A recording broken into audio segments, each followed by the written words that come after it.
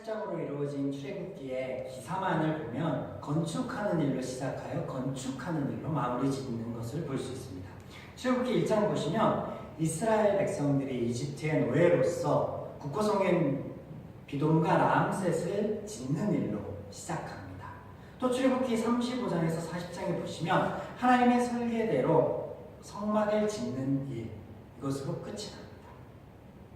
똑같이 무엇인가를 짓는 일이지만 두 가지 일에는 많은 차이가 있습니다. 이 차이가 마치 하나님의 마음과 죄인의 마음의 차이와 같습니다. 이집트의 바로는 왜 이스라엘 백성들로 하여금 국고성을 짓게 합니까? 이스라엘이 하나님의 은혜로 강성하여졌기 때문에 그렇습니다. 그래서 처음 마음과는 달리 부러운 마음으로 시작하여서 불안한 마음이 들기 시작하였죠. 그래서 견제 차원에서 고된 노역의 현장으로 그들을 이끌어갑니다. 우리는 처음 출애굽기 강의를 시작하며 하나님의 마음과 다른 이런 마음이 두 백성을 모두 어렵게 만들었다, 힘든 삶으로 내몰고 있음을 살펴보았습니다. 이집트인들은 불안한 마음으로 삶을 영위하였고 또 이스라엘은 고된 노역으로 그 삶을 어려움으로 그렇게 지내고 있었다는 거죠. 반대로 하나님께서 성막을 이스라엘 백성들에게 짓게 하는 이유는 무엇일까요? 바로처럼 그들로 하여금 짐을 지게 하고 억압하기 위함이 아닙니다. 또 하나님의 조소, 하나님께 예배드리기 위한 장소를 짓게 하기 위함도 아니었습니다. 오히려 이스라엘로 하여금 자유하게 하기 위해서, 그들을 치료하기 위해서 성막을 짓게 하십니다. 하나님과 다른 마음, 죄인의 마음을 치료하기 위한 제사를 지내는 장소, 이것이 성막이었습니다. 또한 성막은 하나님께서 함께 하신다라고 하는 증거가 됩니다. 이때 성막을 짓기 위한 재료, 설계, 재능 등 모든 것들은 하나님께서 예비하시고 주신 것들로 하게 됩니다. 그래서 정작 이스라엘 백성들이 무엇인가 헌신하고 하나님께 드리고 하는 것은 없게 되는 거죠. 하나님의 일은 하나님께서 하신다라는 거지. 우리를 치료하시는 여호와임을 내가 증명해 보이겠다라고 하신 말씀, 그 말씀을 하나님께서는 신실하게 지켜오셨고 또 성막을 통하여서 성막이 너희의 수고와 애씀과 노력으로 이루어지는 것 같지만 실상은 나의 은혜로 이루어지고 또 그곳에서 이루어지는 것은 너희를 향한 은혜이다. 국고성을 짓게 하는 바로의 마음과 성막을 짓게 하시는 하나님의 마음이 이와 같이 다릅니다. 또한 이집트에서 국고성을 짓는 이스라엘 백성들의 마음과 지금 사막에서, 광야에서 성막을 짓는 이스라엘 백성의 마음 또한 다릅니다. 어떻게 다르냐? 이집트에서는 어쩔 수 없이 억지로 끌려가듯이 그렇게 했는데, 벗어나고 싶은 마음에서 했는데, 그런데 성막을 짓는 데는 정반대로, 오늘 이스라엘 백성이 그런 마음을 성경에서는 어떻게 표현하고 있냐면 자원하는 마음이라고 표현하고 있어요. 자원하는 마음. 여기서 자원하다라고 하는 이 말은 자발적으로 라는 뜻이 되겠죠. 그래서 자발적인 마음을 한다. 하나님께서 본문 5절에서 마음에 감동이 되는 자는 누구든지 성막을 위한 재료를 가져올 것을 말씀하십니다. 그래서 이스라엘 백성들 중에 마음에 감동이 오는 자들, 자발적인 마음으로 하나님 앞에 자원하는 심령으로 드린 것들을 가지고 성막을 짓기 시작하는데, 그 가져오는 것들이 너무 많아서 36장에 가면은 더 이상 가져오지 마라 라고 진중에 공포하기까지 합니다. 36장 5절에서 7절 말씀이에요. 모세에게 말하여 이르되 백성이 너무 많이 가져오므로 여호와께서 명령하신 일에 쓰기에 남음이 있나이다. 모세가 명령을 내리매 그들이 진중에 공파하여 이르되 남녀를 막론하고 성소에 드릴 예물을 다시 만들지 말라. 백성이 가져오기를 그치니 있는 재료가 모든 일을 하게 넉넉하고 남음이 있더라. 제가 전에 성막을 짓기 위하여 이스라엘이 가져오는 모든 것들이 그들이 이집트인들에게 하나님께서 은혜를 입게 하여서 구하는 대로 얻게 한 하나님의 은혜였다라고 말씀을 드렸습니다. 또 그들이 지금 가져오던 옷감이며 실, 금은 보석들이 사막에서는 무용한 것들이기에 하나님 앞에 가져옴에 꺼리낌이 없었음을 말씀을 드렸었죠. 오늘 성막을 짓는 과정에 보시면 이런 이스라엘의 모습에 자원하는 마음이라고 표현하고 있습니다. 자원하는 마음. 아니, 전에 목사님께서 하신 말씀대로라면 리앙스상 필요 없는 것들을 그냥 하나님 앞에 내어놓는 것하고 자발적인 마음의 감동이 되어서 내어놓는 것하고는 조금 차이가 있지 않는가요? 라고 질문할 수 있겠죠.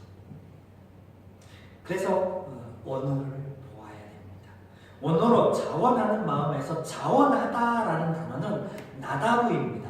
이 단어의 뜻은 자극하다, 강요하다, 뭐뭐하게 만들다라는 뜻의 이게 그 영어 사전에 보면 1, 2, 3번이고요. 4번 뜻이 자원하다라는 거예요.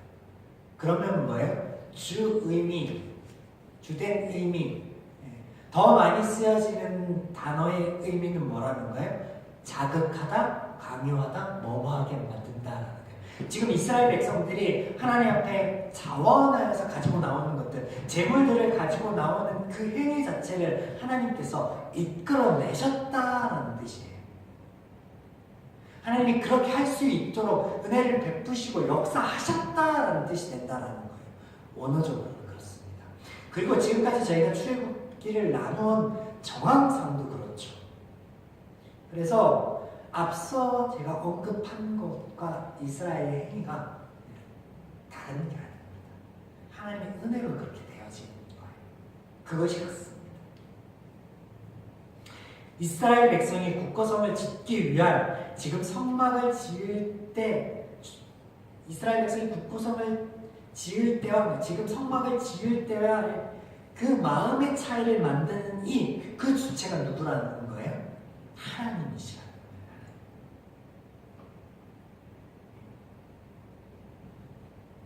이렇게 출애굽기의 내용 중 성막을 짓는 이야기가 가장 많은 부분을 차지하고 있는데요. 25장부터 40장까지가 성막을 짓는 이야기예요. 중간에 물론 이스라엘이나 모세가 방제하는 팽한 일이 등장하지만 그걸 빼고는 25장부터 40장까지가 성막 짓는 이야기 가장 많이 등장합니다. 성막에 대한 이야기가. 그래서 25장부터 31장까지는 성막을 어떻게 지을 것인가에 대한 모형의 말씀을 하시고 재료부터 모양, 문양 이런 것들 말씀하시고 35장에서 40장까지는 실제 성막을 짓는 이야기. 하나님께서 말씀하여 주신 대로 그 모양대로 문양대로 그 원리대로 짓는 이야기가 된다. 먼저 성막의 모양에 대한 말씀이 31장에서 끝나는데요. 25장부터 시작해서 그 31장의 끝에 보면 12절에서 17절까지 안식일을 지켜라 라는 말씀이 등장합니다. 두 번째 성막 기사가 등장하는 게 오늘 본문 35장부터 40장까지인데요. 앞서 언급한 성막의 내용과 양식에 따라서 성막을 짓는데 그 짓기 시작하는 처음 과정에 안식일이 등장합니다. 그래서 두 가지의 성막의 기사가 대칭을 이루는데 그 대칭을 이루는 이야기를 이어주는 게 뭐냐면 안식일이에요. 하나님께서 이렇게 성경을 쓰게 하신 곳에는 이유가 있습니다. 왜냐면 성막을 짓는 것에 앞서서 안식일을 먼저 기억하라는 거예요. 안식의 원리를 먼저 알아야 된다는 거예요. 하나님의 의도가 지극히 부단히 이것에 깔려있다는 겁니다. 그래서 성막이 하나님의 거할 처소나 제물을 받기 위한 장소가 아니라 너희 이스라엘 백성을 위한 곳임을 잊지 말라라고 하는 이 말이 안식일의 개념 안에 있는 것과 동일하다는 거죠. 여러분, 안식일의 의미가 뭐였습니까? 안식일을 지키지 않는 그 주체가 이스라엘에게 있습니까? 아니면 하나님께 있습니까? 하나님이 안식일을 지켜라, 지키지 말라 그 말씀하시면서 지키라 하시면서 지키지 않을 때는 죽여라라고까지 하시는데 지키고 지키지 않고의 주체가 이스라엘에게 있는지 아니면 하나님께 있는지 생각해 보셨습니까? 이스라엘에게 있는 것 같죠? 네, 사실은 하나님께 있습니다. 왜냐면요, 보세요. 하나님께서 매일매일 일용할 양식을 주시겠다 약속을 하여 주셨습니다. 그래서 첫날부터 넷째 날까지는 아침에는 만나를 저녁에는 메추라기를 주십니다. 그리고 약속대로 여섯째 날에는 각설의 양식을 주셔야만 안식일에 아무것도 하지 않을 수 있습니다. 그런데 하나님이 주시지 않으면 어떻게 돼요? 안식을 지킬 수 있는 힘 자체는 이스라엘에게 없는 거예요. 그래서 그런 의미에서 주체가 하나님께 있는 거예요. 무슨 말인지 이해가 되시죠? 그래서 이 안식일의 핵심이 뭐냐면 하나님이 너희를 위해 일하신다라는 거예요. 일하신다. 하나님이 너희를 위해서 일하신다. 그 하나님께서 너희를 위해 만들게 하신 성막 또한 너희에게 꼭 필요한 것인데 그 성막이 갖는 의미가 뭐냐? 너희를 치료하기 위한 장소, 나와 달라진 너희의 마음을 회복하는 장소. 그래서 성막에 사는 주된 업무가 뭐였어요? 제사를 드리는 거죠. 제사를 드리는. 제사가 뭔데요? 제사가 뭐예요? 제사가 왜 생겨났죠?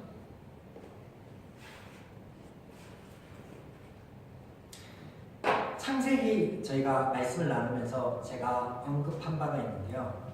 사람들이 종교 행위를 갖는 것, 종교라는 걸 만들게 된 것은 두려움 때문에 그렇습니다. 신에 대한 두려움, 미지의 대상에 대한 두려움, 미래에 대한 두려움. 실제로 아담과 하와가 범죄한 이후에 하나님께 전에 없던 마음이 들었는데 그게 뭐였어요? 두려움이었죠. 두려움. 예. 그래서 그 두려움을 달래기 위한 행위로서 제사라는 것을, 신전이라는 것을 만들고 드립니다. 예.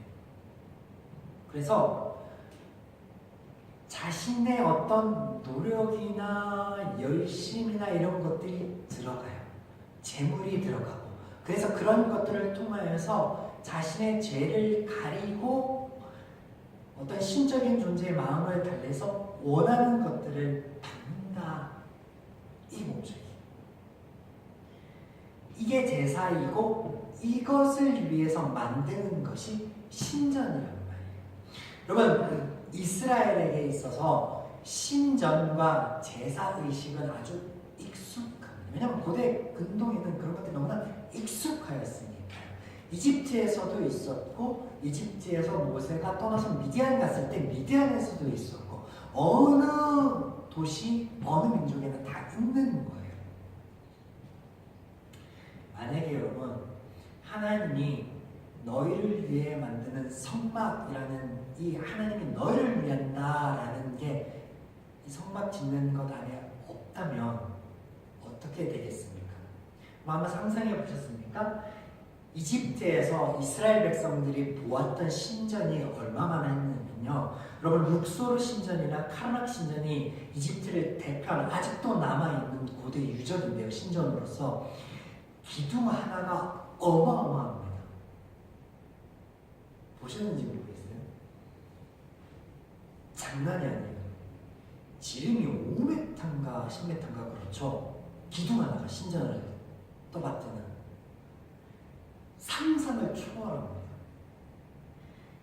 그렇게 화려하게 짓거나 아니면 아주 값비싼 재료들로 짓습니다. 왜냐하면 앞서 말씀드린 인간의 노력이나 어떤 헌신이나 예물이나 이런 요소가 들어가야 되거든요. 자, 이스라엘에서 그 모든 신들을 물리친 하나님만을 섬기고자 했을 때 하나님이 하나님의 형상을 닮은 것들을 그 어떤 것도 만들지 말라고 하신 이유와 동일한데 하나님께서 성막을 짓기 위한 아주 세밀한 것까지 알려주시고 지혜를 주지 않았다면 이스라엘이 성막이라는 것을 만들었을 때 어떻게 만들었을까요? 상상이 됩니까? 물론 룩소르나 카르막 같은 신전은 못 만들었겠죠. 하지만 천막의 형태의 어떤 소소한 성막은 짓지 않았을 거예요. 그럼 이것만 보더라도 하나님께서 이 성막이 당신이 거할 곳이다. 당신이 그곳에서 제사를 받기, 너희들에게 무엇을 받기 위한 장소이다 라고 할 수 없다는 거죠.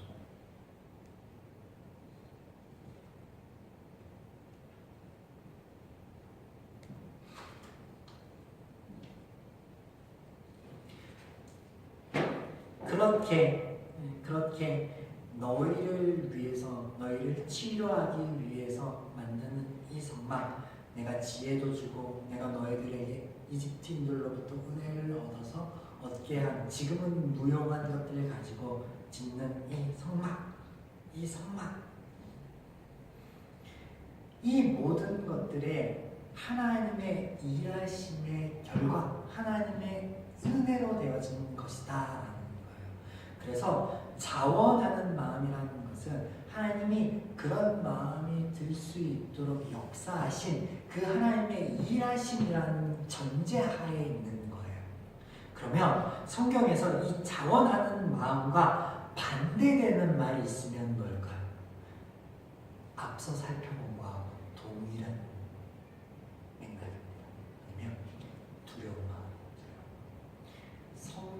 성전을 짓는 것, 신전을 짓는 것 두려움 때문에 그렇습니다. 신을 찾는 것 두려움 때문에 그렇습니다. 신의 제사를 지내는 것 두려움 때문에 그렇습니다.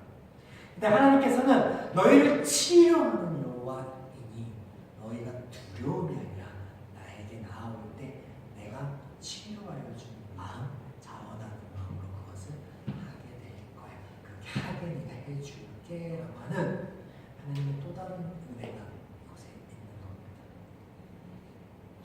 여러분, 하나님께서 먼저 일하신다라는 오늘 이 사실이요, 우리에게 얼마나 큰 은혜인지 모릅니다. 여러분, 이 사실을 빼면은요, 바울이 이야기한 바 자족하는 마음을 가질 수 있는 사람이 없습니다. 왜냐면요, 사람이 드리는 어떤 예물이나 헌신이나 수고에는요, 늘 아쉬움과 부족함이 남습니다. 여러분, 그렇지 않나요? 내가 지금 하고 있는 일에 늘 만족하고 감사하기보다 뭔가가 또 부족한 것 같고 뭔가가 어려움이 느껴지고 그러기가 더 쉽지 않습니까? 저를 봐도 그래요. 해적교회 목사님 저를 봐도 늘 저를 보면, 교회를 보면 아쉽고 부족하고 한숨이 쉬어집니다. 그때 하나님 말씀하시죠. 네가 아니라, 환경이 아니라 널 위해, 이 관조교회를 위해 먼저 일하고 있는 나를 잊지 마라. 그 잊지 않는 것으로 성막 짓는 것을 시작한 것 같이 네가 지금 가고 있는 그 길을 걸으려 말씀하십니다. 오늘 우리가 예배 드리러 나올 때 누가 주체가 돼서 예배를 드리러 나옵니까? 내가 내 시간을 들여서 내 헌신으로 내 발걸음으로 나오고 있습니까? 내가 내게 있는 달란트와 재능을 가지고 오늘날 반주를 하고 헌신을 하고 있습니까? 그러면 그 안에 아쉬움과 부족함과 어려움만 남습니다. 그런데 그 모든 것들이 하나님께 주신 은혜로부터, 또 하나님께서 그렇게 하여 주신 넉넉함에서부터, 하나님의 일하심에서부터라고 우리가 인식하고 믿음의 눈으로 바라보면요, 그 안에 아쉬움과 부족함과 아픔이 먼저 떠오르는 게 아니라 감사함이 먼저 떠오른다는 거예요. 여러분, 오늘 우리 삶에 우리는 무엇을 바라보고 있습니까? 나의 헌신과 나의 자연과 나의 노력과 내가 하고 있는 수고만을 바라봐 아파하고 어려워하고 힘들어하고 계십니까? 그렇다면 오늘 말씀을 통하여서 나를 이끄시고 내가 행복하기를, 내 자녀가 행복하기를, 내 사랑스러운 자녀가 아파하지 않기를 원하여서 지금도 먼저 일하시고 역사하고 계시는 그 하나님을 잊지 마시기 바랍니다. 그래서 그 하나님의 마음으로 우리의 삶을 바라보고 우리의 순간을 바라보고 우리에게 당면한 문제들을 바라보시고 하나님 주시는 지혜와 능력 가운데 처하시기 바랍니다. 그러면 바울이 이야기합니다. 하나님, 저는 비천에 처하는 것도 감사하고요, 부유할 때도 감사하고요, 건강할 때도 감사하지만 몸이 아플 때도 감사합니다 라는 그 자유함과 그 평안함이 우리의 삶을 에워쌀 것입니다. 오늘도 그 은혜를 누리는 저와 여러분, 그 한 주의 발걸음 되기를 주님의 이름으로